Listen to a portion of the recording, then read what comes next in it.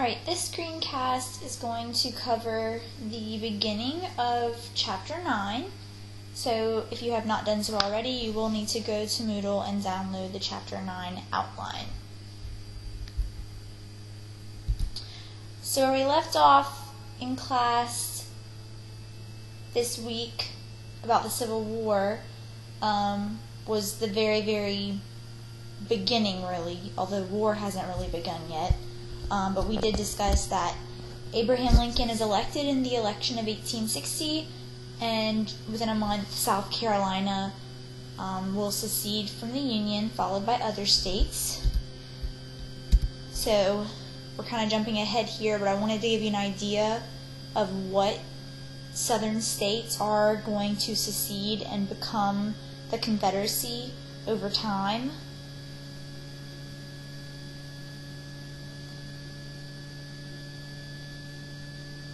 So they're listed on the screen right now. But these are already on your outline, and just for the record, you're not going to have to know the actual states and their dates for the test, just South Carolina, but I still wanted you to have an idea of what southern states were eventually going to be part of the Confederacy. Now, what you do need to know is who is going to be in charge of the Confederacy. And so we're going to have a president, a vice president, and then I want you to know the capital city. The president is Jefferson Davis. The vice president is Alexander Stephens. And the capital city of the Confederate South will be Richmond, Virginia.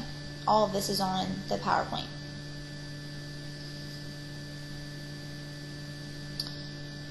Now, what we're going to talk about today is how we actually get into war between these two sides, the North, the United States, versus the South, the Confederacy. We know South Carolina has seceded, but the ball is really in the North's court in terms of how they're going to respond and if they're going to go to war over this. Okay, so it's all going to kind of come down to Fort Sumter. So remember that when South Carolina seceded, Abraham Lincoln was only elected. He wasn't even inaugurated yet. So we have another president still serving, and that's President Buchanan. So he's still the president whenever South Carolina formally leaves the Union.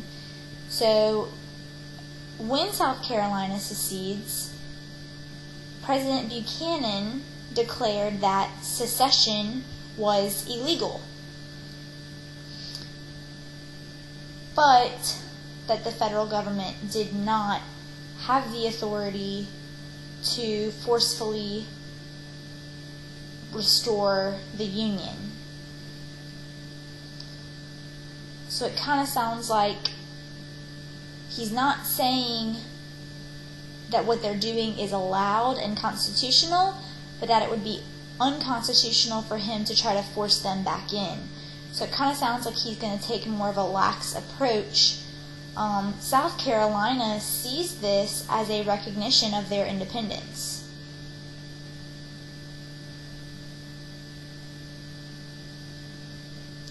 And so they're going to demand that the U.S. forces that are located in some of the forts in the South evacuate. So they demand that the U.S. troops that are located in some of the forts that are in the South evacuate. I guess in their mind, it kind of is the same way that how we felt towards England when we won our independence from them. We had many British forts located in the original colonies. But once we become independent from England, we think the British troops need to leave those forts. So South Carolina is saying the U.S. troops need to leave the forts in those states that are now seceded. And the main fort that South Carolina is concerned about is their big fort in Charleston, Fort Sumter. Now, while Buchanan doesn't feel that he has the right to forcefully restore the Union, he doesn't feel obligated to evacuate it either. So he's not going to listen to these requests or demands, I should say. Buchanan will send a merchant ship to Fort Sumter with supplies for the U.S. troops. Now, it wasn't, weapons. It was just supplies for them. And the Confederate forces in South Carolina actually fire upon this U.S. ship. So Buchanan backs down. Well, there's about to be a new president in town, if you will, because Lincoln's going to have a little bit of a different approach. By this point, he is officially inaugurated. All this happens within the first couple months that South Carolina seceded. Lincoln is now officially inaugurated, so he's the president. He's going to send another ship of supplies to Fort Sumter, but this time he sends supplies and troops.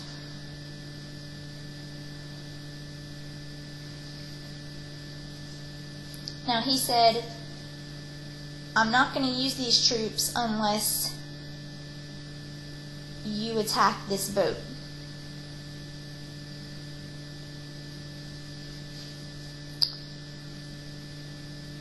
Well, President Jefferson Davis is going to demand that U.S. leaders and U.S. forces at Fort Sumter surrender. They're going to try once more to tell the U.S. forces at Fort Sumter to surrender, and when they refuse, fighting breaks out between the two sides.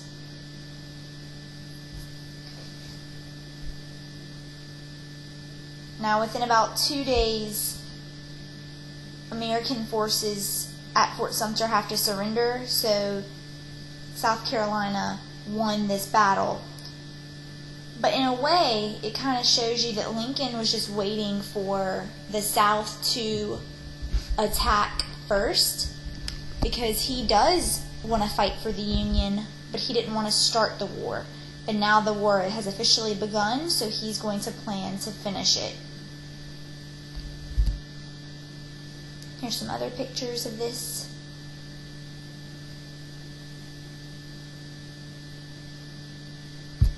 Okay, so now that we're in the official war, I wanted you to know that battle because that's how we officially get started.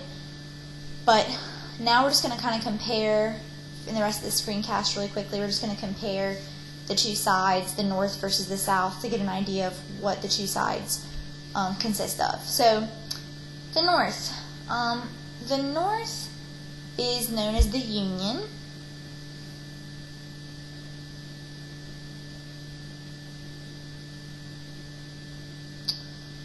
Or of the United States. They're still known as the United States. There's that flag on the PowerPoint looks familiar because the U.S. never tried to leave. The North never tried to leave the Union. They were always part of the United States. The North was led by Abraham Lincoln politically. He's the president, so he's in charge. But key generals in the North are William T. Sherman,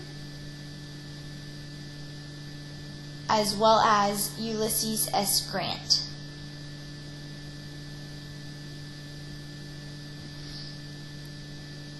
And I also would like you to know that the Union soldiers dressed in a blue uniform. They wore blue. Okay, so quickly here compared to the South. The North is the Union. The South is known as the Confederate States of America, or the Confederacy. And if you look on your screen, unless it's cut off, you can see the states that are marked out as part of the Confederacy. So you can see what it would look like on a map. So again, the president of the South, of the Confederacy, is Jefferson Davis. But key generals in the South, the generals we'll discuss in class, are Robert E. Lee, and Stonewall Jackson. and then it's kind of hard to tell by the picture on the PowerPoint, but their uniforms are gray.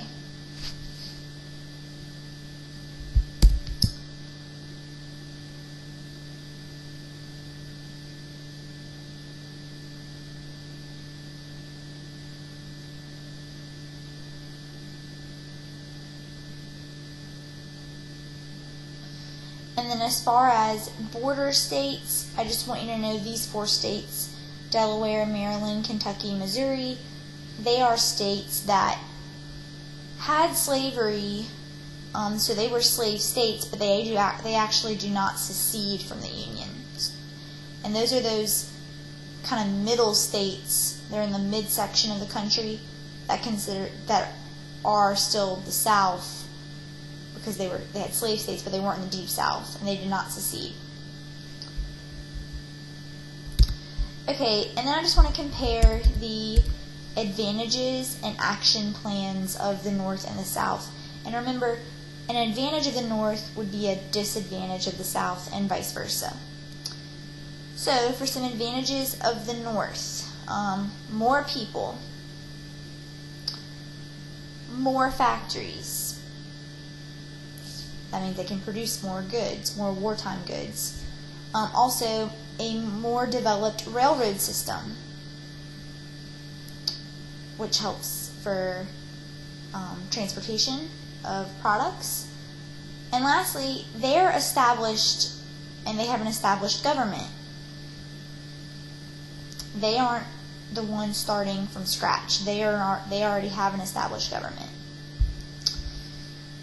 So some Southern advantages, cotton.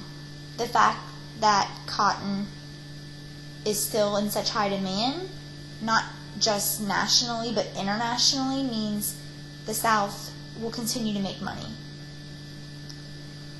They also have very motivated soldiers.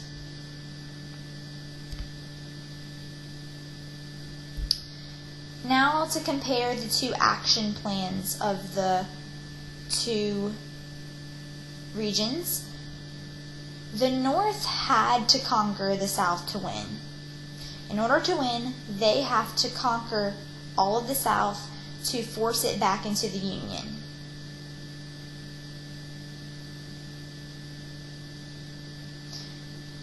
The reason this is different from the South is because the South is not trying to conquer the North, at least not now.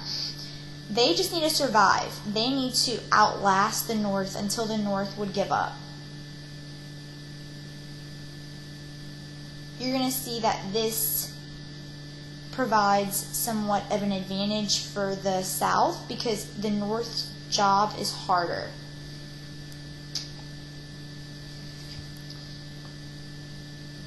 Okay, and we're going to stop here with the screencast, and I just ask that you reference the question I'm going to have y'all complete in class and submit, okay, to Moodle. Alright, y'all have a good weekend, and I will see y'all next week.